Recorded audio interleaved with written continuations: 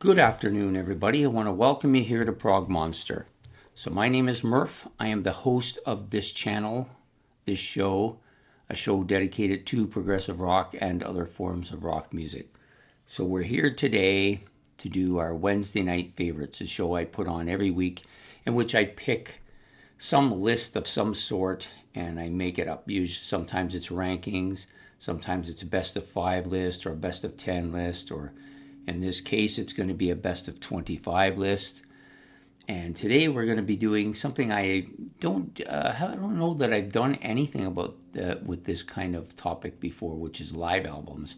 I did have a live show that used to come on Fridays, but I ran out of live material, so I decided that since I don't listen to live music much, it doesn't really make sense for me to do that.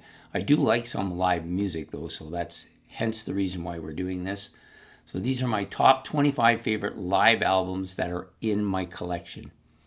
Now, if I was going to do my favorite 25 live albums, period, there would be half a dozen albums that would probably be in this list that I don't actually own for various reasons. And I'll talk a little bit about them after the end of the list. Instead of doing a honorable mentions, I'll just do the list of those albums that I don't have that I think are great as well. So anyways, we're going to start, and we're going to do this the way we always do it, which is go from the least album, or number 25, all the way up to number 1, or the worst to first, as some people like to call it. There are no really bad ones here because they're in the top 25. If they were bad, they probably wouldn't be on the list. There's a couple albums I didn't include, mostly because I hadn't listened to them enough to really give them a fair shake here, so I decided not to. And so you're going to find throughout my list that there's about half of the albums are albums I've been listening to for 20, 30, 40 years. And they, of course, have great, impact on me. Whereas some of the albums are fairly new to the list, or albums I've had only in the last year or so that are on the list, but I can foresee some of these albums moving up as well. And I'll try to mention that as we go along. So we're going to start out with the first stack here. Grab it here off of the floor because my table is not working properly. So we'll start with my number 25 is an album I bought. I'm going to say, I think it was just before Christmas I got it. I've listened to it a half dozen times. I do like it, but I've never really, how do I say this without sounding negative? I don't want to sound negative. I've never really followed this band too closely on their live stuff until this year when I started following some of the stuff that they have on YouTube. This album, not a bad album though. Styx is live. What is this called? It's called Styx World Live. It's an album I think was released beginning of the century. Because you see they're all got a little bit of a short hair going. I don't even know. I think you have Gowan is on this as well, so I'm not 100% sure, but it's a good, solid album. I don't think it's been around long enough for it to really move up, but it did make the list and deserves to be mentioned tonight as one of my favorite 25. So that's number 25. Number 24, Stevie Ray Vaughan, Live Alive. I do like this. I've had it a couple of years now. I do listen to it on occasion. I'm not as big a fan of, actually, I can't say that. I don't follow Stevie Ray Vaughan as much as I once did. Used to be a regular play for me all the time. But I've kind of gotten out of that blues mode a little bit. And so, but still a great album with lots of great stuff on here from his earlier albums. So Stevie Ray Vaughan, Alive Alive. Oh, and Double Trouble too, I forgot to mention them. Next up, that's number 24. Number 23 is an album I've been listening to, gotten into it over the last half year. It hasn't made my playlist yet, but I'm thinking about putting it in there, and that's USA by King Crimson. Now, King Crimson, as everybody knows, have a plethora of live albums. This one's, I think, one of the better ones. That's why I bought it. And I'm only getting into it now, but there are lots of stuff out there by King Crimson. And yeah, this is pretty solid album. So number 23, King Crimson's USA.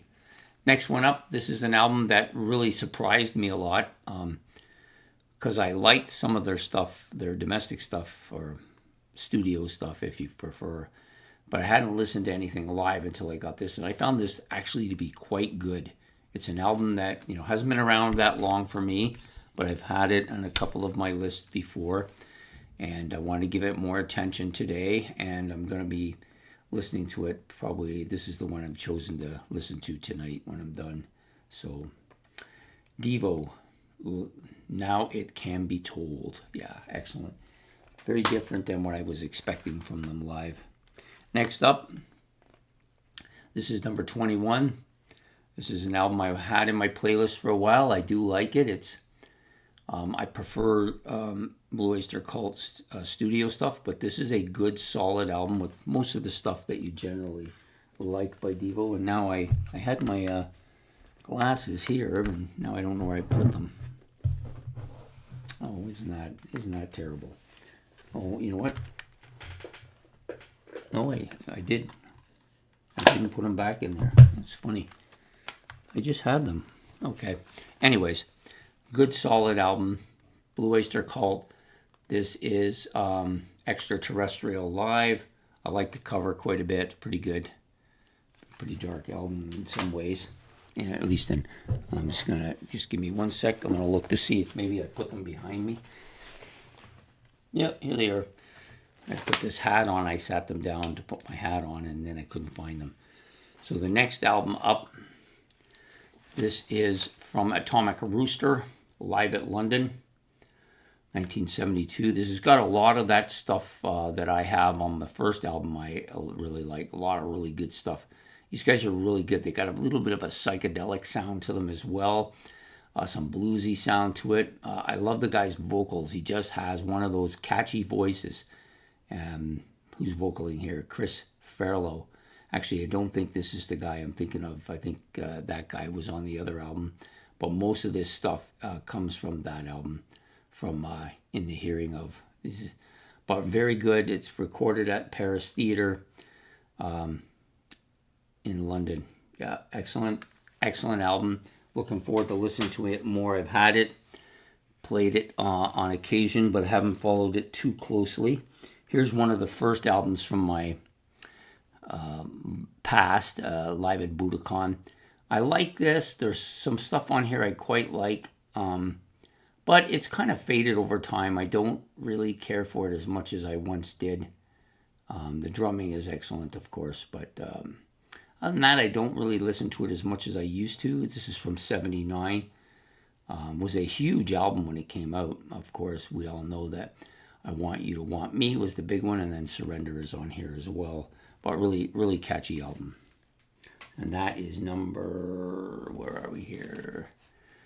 Yeah, Cheap Trick, number 19. Number 20, or number 18, because we're going the wrong way here, is this one. So I bought this. I had a choice to get this or the extended play. So this one comes with the CD, 2 CDs. It's a double CD, but it also comes with a DVD with a live concert as well as just the live music. So you have 2 CDs with their live music, and then you have 1 DVD with a live performance. And it's got some bonus tracks here. Yeah, this is really good. I'm glad I bought this edition instead of the just the regular Paris Live album where you just get the album. This was well worth the extra, whatever it was I paid. I think it was extra $6 or something. I think this was 18 and the other one was 12. But I think this is killer. It's got all the stuff on it that you would like from Supertramp. School, Logical Songs here, Goodbye Stranger, Breakfast in America, Bloody Well Right, Hide in Your Shell, Child of Vision, Even in the Quietest Moments, You Start Laughing, Soapbox Opera, Asylum, Give a Little Bit, Dreamer, Fool's Overture. Like, it's just a hit. Great, like, it's just a fantastic album with a lot of really good stuff on it. So that's number 18, Live at Paris by Supertramp. Number 17, one of the greatest live albums of all time, I think. At least considered sold, one of the most sold albums anyways. Frampton Comes Alive. I used to listen to this quite a bit when when my daughter was young, and then I've kind of gotten away from it, especially now because I just bought this particular one. I did have it on, I think I had it on, actually I didn't have this, it was a greatest hits that I had. I had a lot of what was on here, but this live one is much better, I think. So you've got like some of the Show Me the Way, All I Want to Be Is in Your, By Your Side, and then you got Baby I Love Your Way, of course. I'm looking for the big one here. Oh, Jumpin' Jack Flash is on this as well. Do You Feel Like We Do? That's one of his great tracks. So this is a really good, solid album. 16 million copies sold, I guess it would be, right? So that's Frampton Comes Alive. That is number 17. So number 16 is this album, which surprised me because I didn't know what to expect. Pink Floyd's still live at the Knebworth. No Roger Waters. That's a bonus. But there's a lot of good, solid stuff here. It's really, really Floyd-ish. Shine On You Crazy Diamond, parts 1 to 5, really good. The Great Gig in the Sky is on here. I thought Comfortably Numb was fantastically done here. The only thing I wish they could have done, well, they did Run Like Hell, but I wish they had done Time as well. But overall, really excited to have this. It was released in 1990. Really good, solid. Next up, number 15, Made in Japan from Deep Purple. Still relatively, that's upside down, that's weird. So what we got here is we got the back is like this, and then the front is like this. So if you try to turn it around, it doesn't work. I don't know how that happened. I'll have to check that out. Anyways, you got Highway Star, Child of Time, In Time, Smoke on the Water, The Mule, Strange Kind of Woman, Lazy, and Space Truckin'. So you got some really, really great stuff. This is an early version, 1973. Made in Japan. A lot of people think this is fantastic. It's one of their best albums of all time. I like it. It's good. I wish there was a little more on it, but I'm okay with what's on there. They're always one of this band that always has only 7 songs on an album. On just about all their albums is the same way. So this is a 2-record set, but it's only on 1 DVD. So Made in Japan by Deep Purple, that is number 15. Number 14, the last in the first stack. This is a kind of a 50, well, it's a 50-ish style rock. You got some little bit of rockabilly here. You've got some, that 50 style music, rock and roll. And we're talking about the Everly Brothers. I love this. It's a 2-disc collection. The pink disc and the blue disc. Everything on here that if you're a fan of these guys, and I am, these are one of the first kind of duet type harmony vocals, maybe the best harmony vocal duet in history, I think. Bye Bye Love, Up, Wake Up Little Susie, Till I Kissed You. The list just goes on and on. Kathy's Clown, Good Golly, Miss Molly's on here. There's just a lot of stuff on here, and I love to play this once in a while.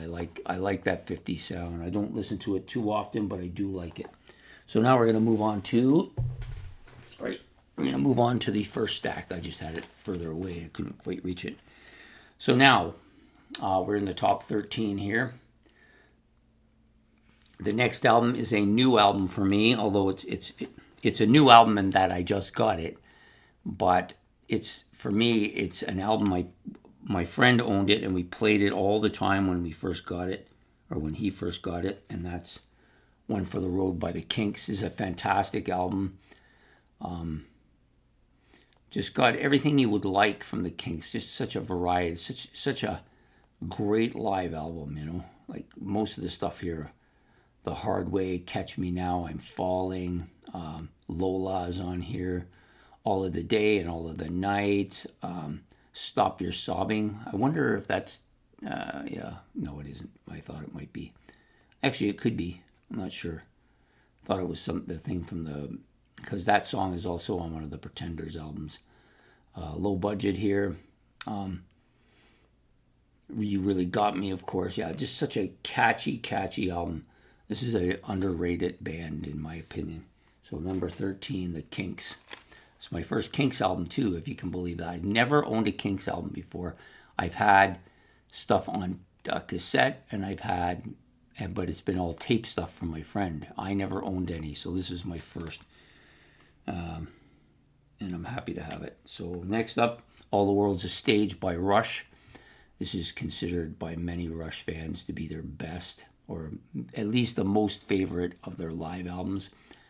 I don't know, it's kind of worn on me over the years. I don't know if it's just because I've heard it so much. But it has all my favorites, early Rush stuff, In the Mood, Fly By Night, In the Mood, Anthem, Lakeside Park, Something for Nothing, the entire 2112, By-Tor and the Snow Dog, Working Man, and Finding My Way Together. Yeah, just some really good stuff here. And, of course, the legendary drum solos by Neil Peart. Next up is Love It Live. This was my first Rolling Stones album. I still like it. It has a lot of really good songs on it. The sound isn't great. It's kind of garage sounding, really kind of rough sounding, but it's good. It's got it gives you that kind of feeling like you're at a concert. And of course, it's got Jumpin' Jack Flash, which is probably my favorite song by them. Either that or Under My Thumb, which I don't see here, so I'm thinking it's not on here. But it's a really good, solid Rolling Stones album. A little bit amateurish looking on the cover, though. So that's number 11. Number 10, this one here, Nobody's Perfect, Deep Purple live album. And some people would say that the Made in Japan is much better, and it probably is. But this one has a special place with me because it's kind of really the first Deep Purple album that I really listened to. I got this long before I got into Deep Purple, and for the longest time, this was the only Deep Purple album I had. I want to say I've got this back in 2008, 2009, and right up until the channel, which was only 3 years ago, this was probably the only Deep Purple album I had, but I just loved some of the stuff on here. Highway Star, Strange Kind of Woman, Perfect Strangers, Hard Lovin' Woman, Knocking on Your Back Door, Knocking at Your Back Door, Child in Time, Women from Tokyo, and then you got Hush at the end. So the last two songs, Smoke on the Water and Hush, not really big fans of those songs, but the album overall is pretty good.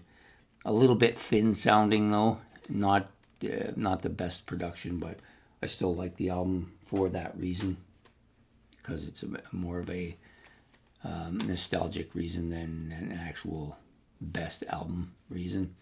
And none of these are my favorite albums, or none of these are definitive albums for ranking purposes. They just happen to be my own personal favorites. Next up, Unleashed in the East. This probably, if I did this a couple of years from now, this would probably be right up there in the top 5. But because it's still relatively new to me as far as owning it, I've heard it, of course, most of it before I owned it, and this is just fantastic. It's got a few bonus tracks on this edition too, which I think are great. I think Rob Halford's probably at his best on this album.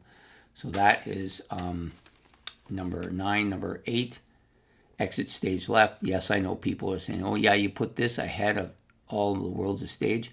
Well, yeah, I did, because at that time, and still to this day, it has songs that I like better on it. That just came out. La Villa Strangiato's on here, Xanadu, Trees, Free Will, Beneath, Between, Behind, A Passage to Bangkok, Spirit of Radio. Now, A Passage to Bangkok might actually be on All the World's a Stage, but the rest of these wouldn't have been on it because most of them came out after it. So I just like this. I think it's a cleaner sounding album, and it has tracks that I like probably better overall. Okay, next up, this album is a masterpiece, a fantastic album. It's an album I've actually considered to make a masterpiece. I didn't do it this year. I had other choices instead, but it's definitely up there and we'll eventually make it, I'm sure. Yeah, this is a 2-disc of 3-album set. So originally it was 3 albums and then it became a 2-disc set. Disc 1 had the opening and Siberian Cat Through, Heart of the Sunrise, Perpetual Change, and You and I, and Mood for a Day, excerpts from the 6 Wives of King Henry VIII, which is a Rick Wakeman album, and finishes off with Roundabout. That's disc 1, which is fantastic. If you only got the 1 disc, you'd be happy right there. But it also then has on disc 2, I've Seen All Good People, I could do without that one. Long Distance Runaround, The Fish, I Get Up, I Get Down, which is Closer to the Edge, of course. I can't have a live show without Close to the Edge, I don't think. And then it also has Yours No Disgrace and Starship Trooper. So those are like fantastic. That album alone would be good enough. But you get 2 of them for 1, which is great. I always like that album. That's number 7. Number 6 comes from these bad boys, Kiss Alive 2. This one's a little screechy. Not the greatest production, but the energy is unrivaled. I think it's just like ripping it with energy. Some of the guitar is fantastic on here. Even the drums are great too. And you get that little part at the end where it's kind of a studio album, like last 5 songs.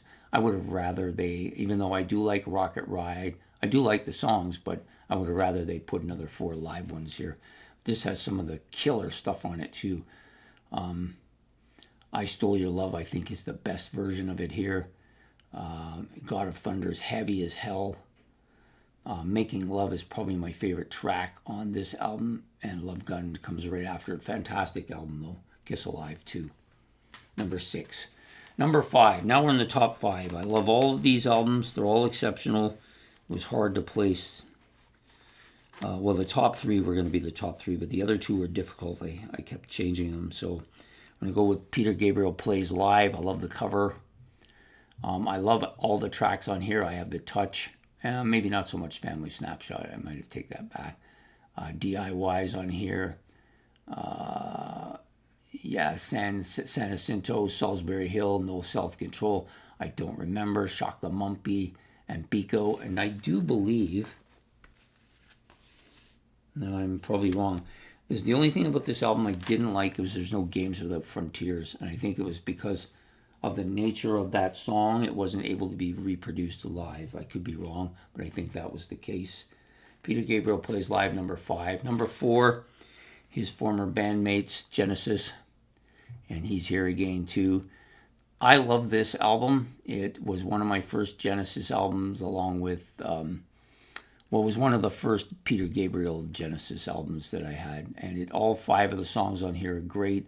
Watchers of the Sky, Get 'Em Out by Friday, Return of the Giant Hogweed, Musical Box and the Knife.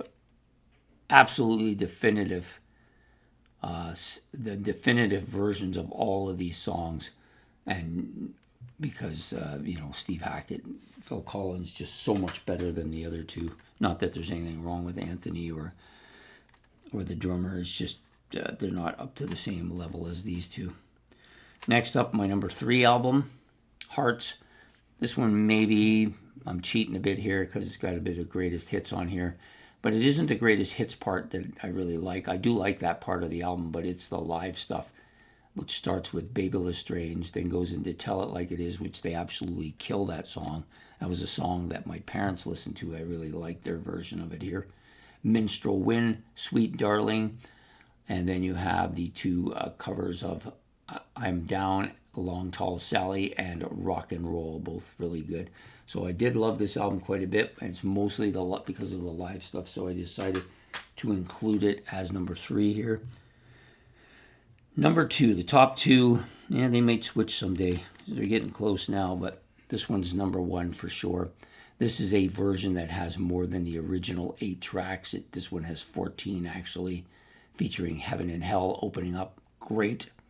I Can't Explain, one of their great live songs. Fortune Teller, Tattoo, Young Man Blues, Substitute, another fantastic live song. Happy Jack, one of my favorite Who songs. I'm a Boy, another one, just killer track. A quick one while he's away. This one's great live on here. It's also great on most of the DVDs I have of it. The Amazing Journey and Sparks, not so crazy about that. Summertime Blues and Shakin' All Over, really classic covers here. Fantastic. My Generation, and then it ends off with a Magic Bus, which is a classic Who sound. This album sounds great. Tons of energy. It's raw. It's pounding. It's killer, And then, of course, number one is going to be Kiss Alive. It was my first ever live album. It's the album that brought this band to me, which dominated for 3 years. It's just such an improvement over their first 3 solo albums. Just dominating. Every track on here at one time I loved. It's worn out a little bit over time, but it's still fantastic. Watching You, Black Diamond, Rock Bottom, Nothing to Lose, Got to Choose, Deuce. These are all like killer tracks. And of course, Parasite. This version of Parasite is... The other version of Parasite on Hotter Than Hell is good. This one is just extremely good. It's just fantastic. I love the cover of this album. I love the back cover of this album. Very reminiscent of the time period. So there you have it. That's my top 25 with 25 live albums that I have in my collection. I'm going to reiterate them all. I'm just going to get them all here on as many of them as I can sit. So we'll go, and I'll just give them to you in the order from top to bottom now. So you got Alive, Kiss Alive, number 1. You've got Live at Leeds, Live at Leeds, number 2 from The Who. Number 3, Heart's Greatest Hits, and it also has 6 live tracks on here, which are the best part of the album, really. That's number 3. Number 4, Live, Genesis Live. This is with their only 5 tracks on here, but masterful. That's number 3. Number 4, Genesis. That was number 4. Number 5, Peter Gabriel Plays Live. Number 6, Kiss Alive 2. Number 7, Yes Songs. Number 8, Exit Stage Left by Rush. What did I just say? Exit Stage Left by Rush. Oh yeah, number 8. Number 9, Unleashed in the East by Judas Priest. Number 10, Deep Purple's Nobody's Stranger. Number 11, Love It Live by the Rolling Stones. Number 12, All the World's a Stage by Rush. And number 13, One for the Road. One for the Road by the Kinks. I don't know, I drew a blank there for about a half a second. Getting old as a bastard, Sorry, I just want to grab the other stack. I'm going to have to get me a table over here. I haven't got one set up yet. I'm still new to the place. Everly Brothers, number 14, their live album. Number 15, Deep Purple's Made in Japan. Number 16, Live at the Nebworth by Pink Floyd. Number 17, Frampton Comes Alive. Number 18, Live in Paris from Supertramp. Number 19, Cheap Trick's Live at Budokan. Number 20, Live in London by Atomic Rooster. Number 21, Extraterrestrial by Blue Oyster Cult. Number 22, Now It Can Be Told by none other than Devo or De-Evolution, if you prefer that way. USA by King Crimson in number 23. Number 24, Stevie Ray Vaughan and Double Trouble, Live Alive. And last but not least, it actually is least here, Styx World Live. Styx World Live, and this is from Styx. Some of these albums are still fairly new. I'm sure many of them will move up. And as I promised, we're going to talk just a bit about several albums that I don't have that I think are absolutely killer live albums. The first one that comes to mind here is the Ozzy Osbourne album. Now, I know people are going to say, you're going to talk about the one with Brad Gillis, to Speak at the Devil. No, that one I don't care for. The one I'm talking about is a live EP. Has only 3 tracks on it with Randy Rhoads on guitar. You Said It All, Suicide Solution, and Mr. Crowley. The Mr. Crowley Live is as good a live track of guitar soloing as I've ever heard. I think it's just a fantastic. Well, the three songs themselves are all just killer. The guitar is just absolutely outstanding on this album, better than any other thing that Ozzy did. I love it. I've looked for it. I had it on EP in vinyl, and as you know, my sister now has that collection. But I've looked for it again, and just it's been hard to find. I haven't found it yet. But if it was here, it would be in my top 5 for sure. The other one, of course, is the Black Sabbath Live Evil. I love the Dio version of a lot of the songs here. Is Dio as good at some of these Sabbath songs as Ozzy was? Well, vocally, he's much better, but the sound isn't a Sabbath sound with him doing the vocals on War Pigs, stuff like that. Hard to take anything away from Ozzy's versions, though. They're just fantastic. But still, that's an album I would love to have. I keep talking about getting it, and then I never go out and get it. And then there's a half a dozen Jethro Tull albums that are live that I would like to have as well. There's a couple of Gentle Giant ones that I think are absolutely outstanding as well. And there's some DVDs of Gentle Giant. They're even better, I think. Gentle Giant is a band you'll appreciate a lot more when you see them live in action. They are just absolutely killer. Yeah, there's lots of stuff out there. Trying to think of some other ones that I wanted to bring up, and now I'm drawing a blank on them as well. Wow, what was it? There was one in there. I can't remember. I think it was a Whitesnake live album, but I can't remember what I'm trying to remember what it was now. But there's been a few others that my friend had that I didn't have that I thought were great. Even Yes, there was a later produced Yes album that took place in, I think, the 1980s, or maybe it was the early 90s, that I thought was really well done as well. And then the stuff on the Gates to Ascension, there's a couple of live stuff on both of those albums that I think are both really good as well. Trying to think of, did I miss anybody? Yeah, I think we'll go with that and we'll call it even there. Lots of good live stuff. Even though I'm not really a live album person, I do pull out some of them once in a while, but I think if you were to compare the studio albums to the live albums overall, I much prefer the studios, but I know that most people actually probably prefer the live versions of a lot of these songs. Depends on what you listen to or what you like to listen to. Anyways, I hope you've enjoyed this episode of my top 25 favorite live albums that are in my collection. If you have, please hit the like, subscribe, and hit the notification bell. Don't forget to leave your comments. If you want to leave your top 25 list below, that'd be great. I might learn a couple albums in there that I need to get or I've forgotten about, And we will see you next week with another episode of Favorites. So have yourself a good evening and take care and goodbye.